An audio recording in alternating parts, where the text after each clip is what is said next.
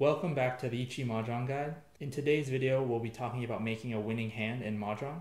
At any given time during a game of Mahjong, you will have 13 tiles in your hand, and the goal is to make a hand of 14 tiles that consists of 4 sets of 3 tiles and 1 pair of 2 tiles. And what do I mean by a set of 3?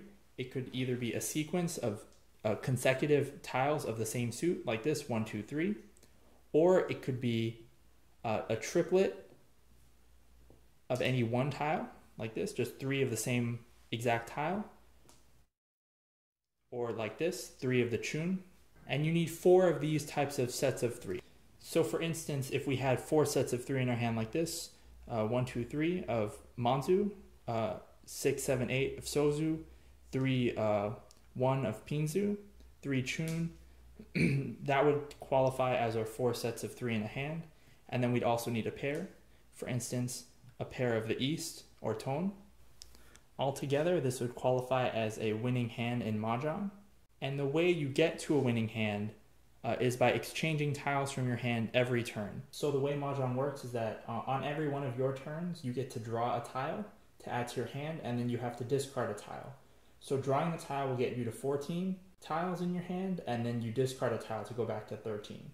And the goal of this is to, of course, get to a winning hand like this with 4 sets of 3 and a pair. Alright, so building a hand of 13 tiles out of 34 different types of tiles is a little bit intimidating, so we're going to start with just 2. And we're only going to be using 1 suit of tiles, the pinzu, or circle tiles. So the goal of this exercise is to help you understand the different patterns that you might come across while playing Mahjong, and to help you get more accustomed to them. So we're going to start with just 2 tiles and look at some basic patterns. So the first one I wanted to show you is this. So here we have a 1 and a 2, and the only tile that would complete this sequence is a 3. Same thing here with an 8 and a 9, the only tile that could complete this sequence is a 7. This is called a penchan, or an edge weight. That's because it's on the end of the suit from 1 through 9, and it can only be completed by 1 tile. So there's nothing before the 1, so we can't have anything there. We're just waiting on the 3. Or in this case, we are just waiting on the 7, and there's no 10 after the 9. So we're just waiting on 1 specific tile to complete this set of 3. Now, the next pattern I want to show you is similar, but it's a little bit better. This is a 3 and a 5, waiting to just fill in the middle with a 4. Another one, just a 6 and an 8, waiting to fill the middle with a 7. This is called a kanchan, or a middle weight. So again, this pattern is just waiting on a specific tile in the middle of the 2 tiles that you have. It is a little bit better than a penchan because there's more room for improvement. And the way you can improve this weight is by making it the next type of weight. Here we have a 4 and a 5. Now this is better because it can be waiting on either a 3 or a 6 to complete a sequence. Similarly, we have a 6 and a 7, waiting on either a 5 or an 8 to complete a sequence. This is called a dianmen, or a 2-sided weight. This is a fundamental pattern in Mahjong. It shapes a great deal about the way that people play Japanese Mahjong. And referring to how a kanchan is a little bit better than a penchan, here you can improve a kanchan into a dianmen by just drawing 1 tile on either side. So for instance, if I drew a 2, I could get rid of the 5 and be waiting on a 1 or a 4. Or if I drew a 6, I could toss the 3 and be waiting on a 4 or 7. There is no such possibility with a penchan weight, so that's why the kanchan is just a little bit better.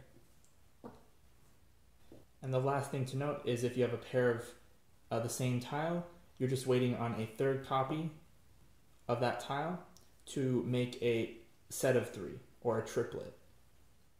This is the only type of weight you could have in this situation for the honor tiles. The honor tiles only work with other copies of themselves. They can't make sequences or anything like that. So if you have any honor tiles in your hand, you're just hoping that they pair up to become your pair, or so that you can manage to get a triplet so they can become one of your sets.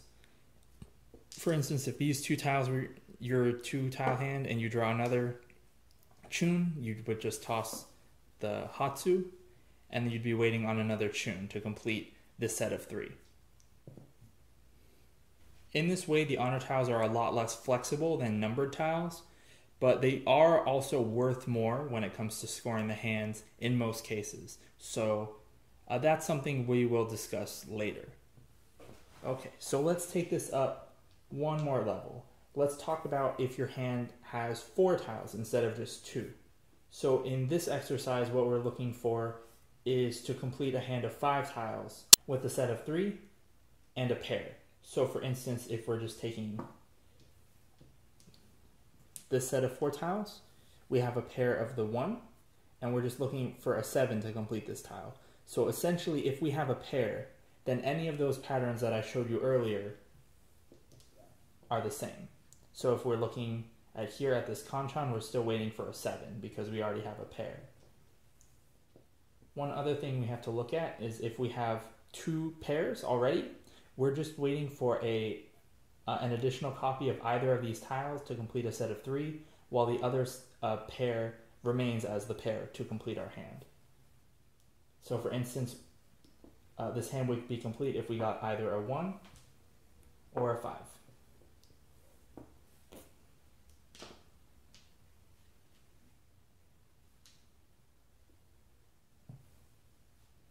Now let's say we already have a sequence in our hand and our 4th tile is just a random other tile.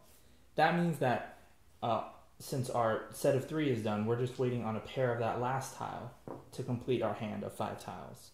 And one last basic shape I want to show you is this set of 4 in a row.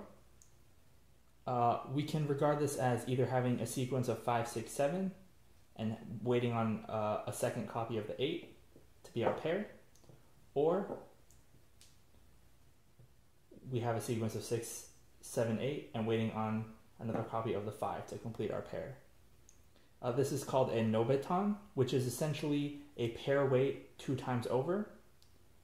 So we're either waiting on a pair for one side or the other. This is better than just a single pair wait, like I showed you earlier, which is called a tanki. Literally just waiting for that pair. Alright, so to go through one random example, I'm just going to shuffle all the pinzu tiles here and draw any 4 of them. Okay, not bad. So what we have right here is a Ryanmen, and we also have a Penchan. So I'm just going to draw a random tile. Okay, so we completed our Ryanmen, so we're going to toss one of the other 2 tiles and just wait on a pair. And another draw. And we got it. So we're just, in this case, we're waiting on a pair, so to complete our hand, we just drew that pair. We'll do one more.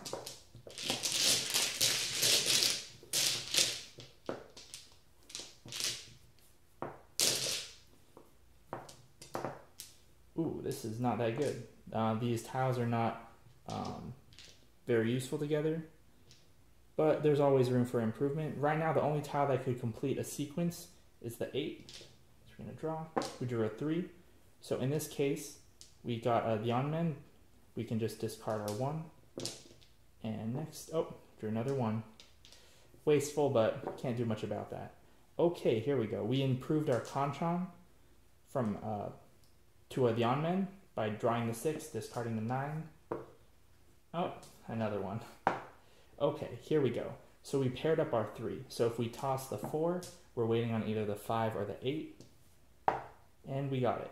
So that's why the Ryanmen weight is so fundamental in Mahjong.